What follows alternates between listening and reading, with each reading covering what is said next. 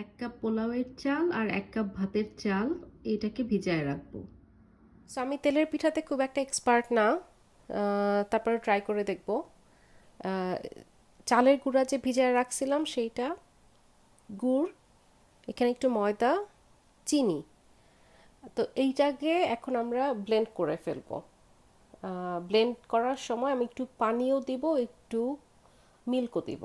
হ্যাঁ, তো let's start. এটা ব্লেন্ড করার পরে আমার কাছে মনে হচ্ছে যে এটা পাতলা হয়ে গেছে। হ্যাঁ, এটা পাতলা হয়ে গেছে। সো এটাতে 1 চামচ আগে থেকে আহ, কেনা ময়দা দিয়ে দিব, 1 চামচ চালের গুঁড়া দিয়ে দিব, এটাতে এখন আমি নারিকেল দিব। আচ্ছা, এখন মনে হচ্ছে ঠিক আছে। আমি একটু করে ময়দা, একটু করে চালের গুঁড়া একটু মিশাইছিলাম।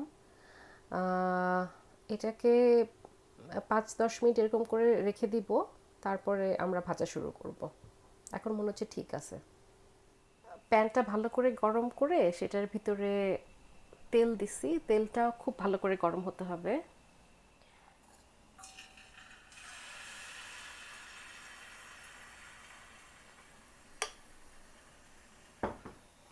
What's wrong?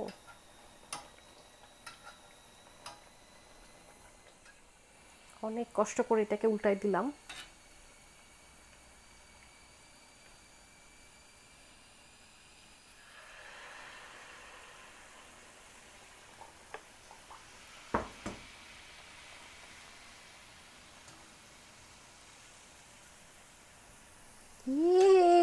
ওকে, এটাকে উঠায় ফেললাম।